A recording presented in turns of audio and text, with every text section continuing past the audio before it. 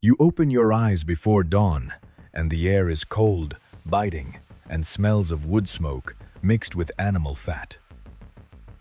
It's the year 1340, somewhere in rural England, and you've just been assigned to work in a castle kitchen. There's no alarm clock. There's the chapel bell ringing in the dark, and the gruff voice of the head cook calling your name for the third time. You rise from a pile of straw on the stone floor, next to other workers who sleep huddled together for warmth. There's no privacy, no comfort, only the duty of feeding dozens, sometimes hundreds, of people before the sun fully rises. So abises. And it's here that the question begins to form in your head. How could a handful of people, without electricity, without a refrigerator, without running water, manage? How did they manage to feed an entire castle every day, for months on end, without anyone dying of hunger or food poisoning?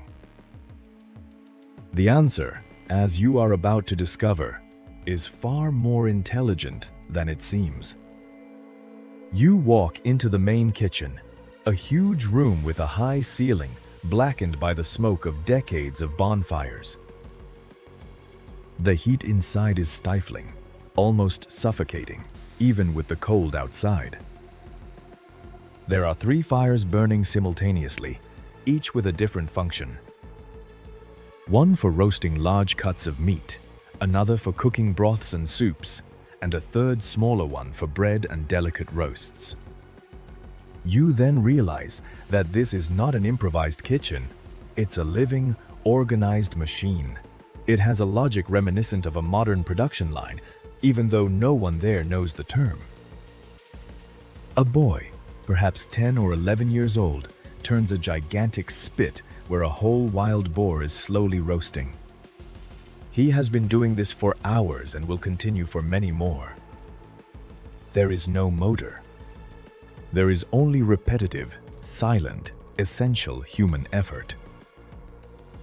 You wonder how anyone can endure this. And the answer begins to reveal itself when you understand that this work, however, is never exhausting.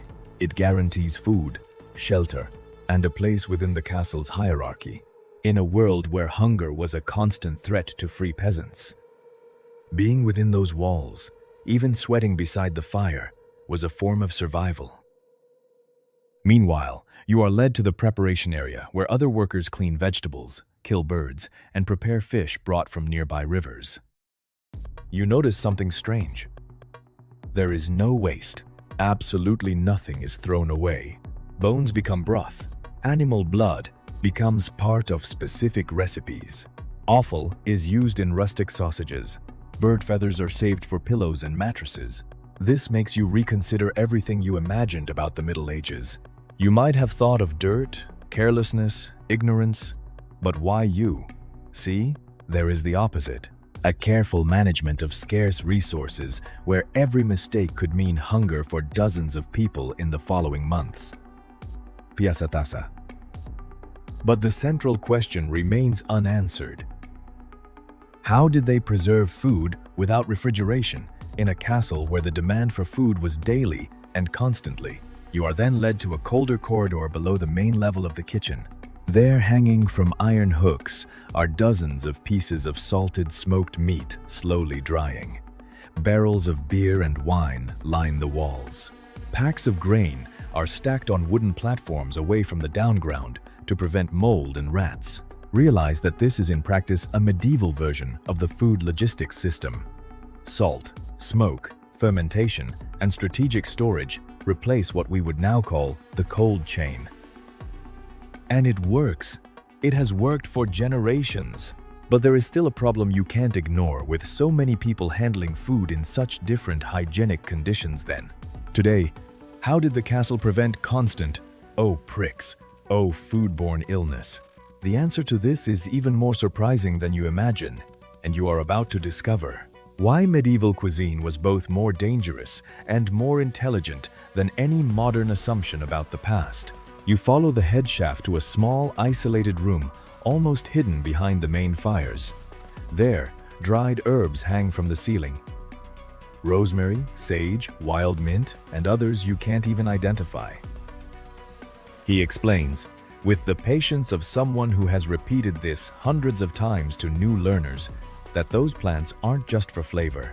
Many of them have properties that help preserve food and disguise the beginning of spoilage. You then understand that those people didn't have microscopes, they didn't know what bacteria were, but they had accumulated empirical observation over centuries. They knew, through practical experience and not formal science, that certain herbs prevented meat from spoiling too quickly, that vinegar helped preserve vegetables, that honey, due to its sugar concentration, almost never rotted. Yay, barra civilianen. This is where the first major turning point in your understanding occurs. You realize that medieval cooking wasn't an environment of ignorance, but a silent laboratory of trial and error, perfected generation after generation, where every mistake was costly, sometimes in the form of illness, sometimes in the form of death. But not everything was perfect, and it's important that you don't romanticize this world. Historical records and studies on medieval food archaeology show that food poisoning was indeed frequent. Yeah, indeed frequent. Many kitchen workers suffered from chronic digestive problems. The life expectancy among servants who worked near the fire and raw food was, on average, lower than that of other peasants. This was precisely because of constant exposure to bacteria, toxic smoke, and fire accidents by accidents. You observe this closely when you see a large scar on the arm of one of the older cooks. It is the result of an old burn that never healed properly. He recounts, without drama, as if it were the most natural thing in the world. He lost 2 fingers in an accident with a butcher's knife when he was young. He continued working that same day. This forces you to confront an uncomfortable truth. The survival of that castle depended directly on the constant physical suffering of people like him.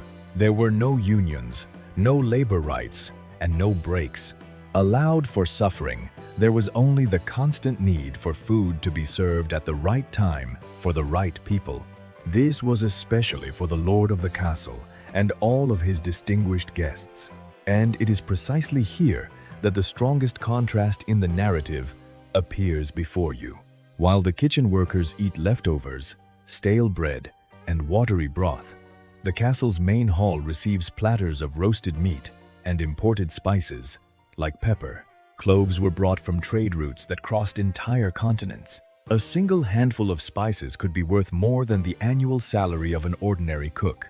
You then understand that that kitchen didn't just feed people, it fed hierarchy. Each dish served was also a declaration of power, wealth, and status, and the more elaborate the banquet, the stronger the political message behind it. This completely changes how you perceive that environment. What once seemed like just a large kitchen now reveals itself as a true strategic center of the castle. It is as important as the throne room or the defensive walls. When you think you've understood how that place worked, a new piece of the puzzle appears before you.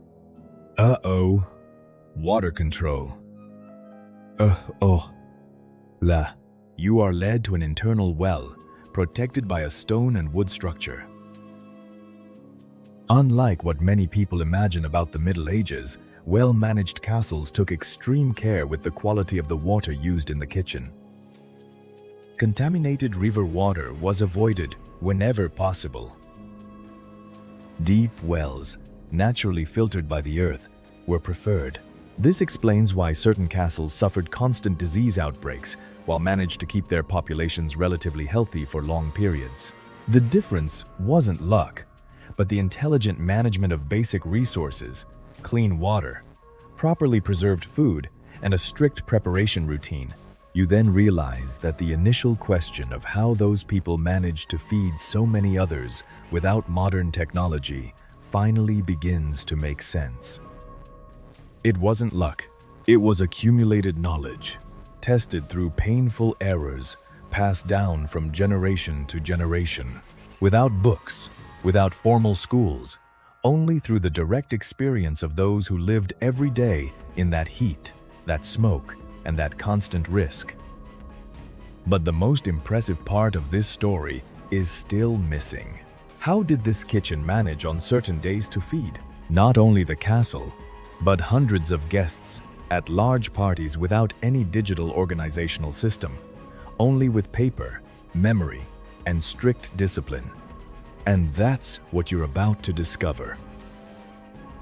You arrive at a side room where a thin man with ink-stained fingers writes on a large parchment resting on a rustic wooden table.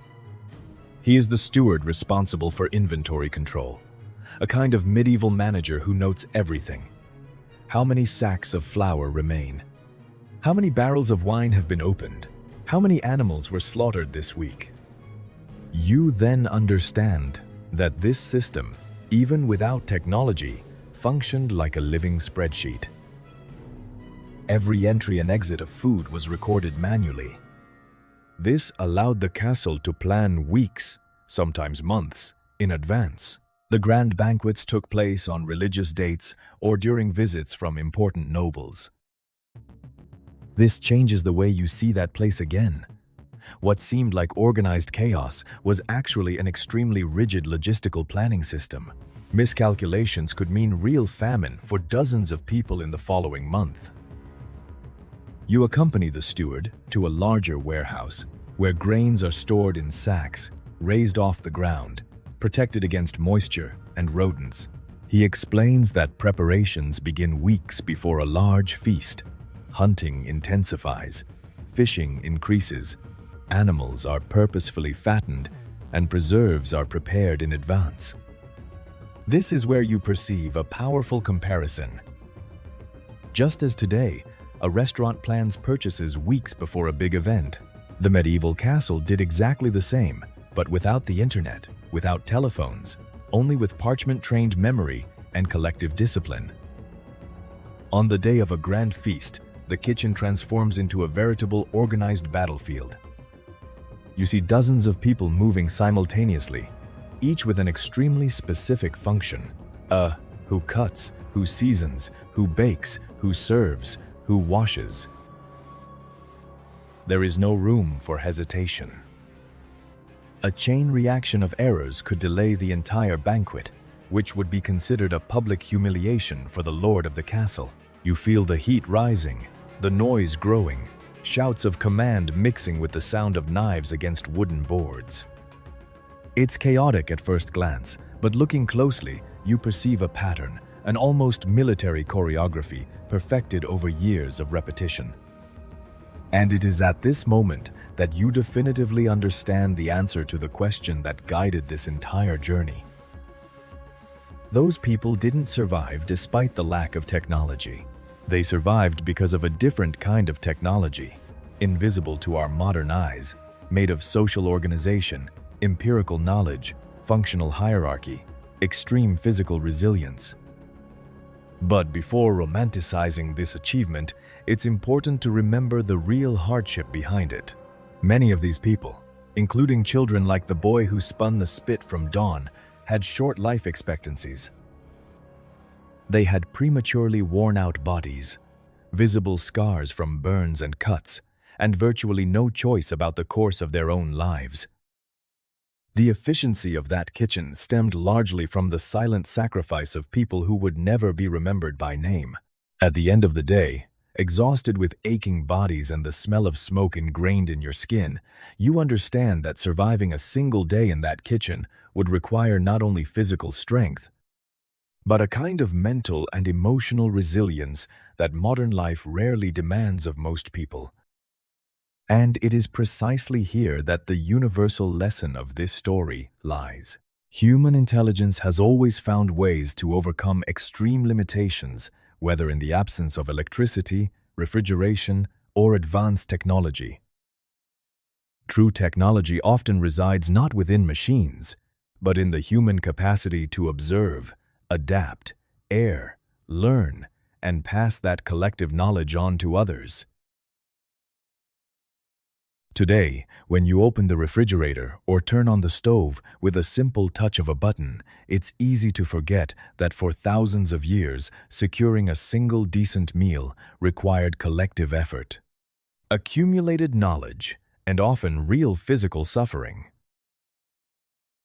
Understanding this past is not just historical curiosity, it's recognizing the invisible value behind something as simple as a plate of food on the table.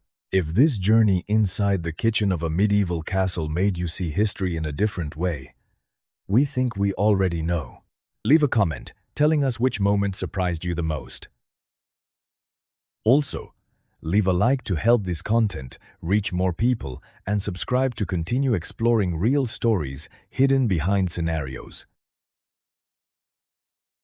If you enjoyed this trip back in time, be sure to watch the next video, where we'll explore what it was like in practice to survive a single winter within the walls of a medieval castle.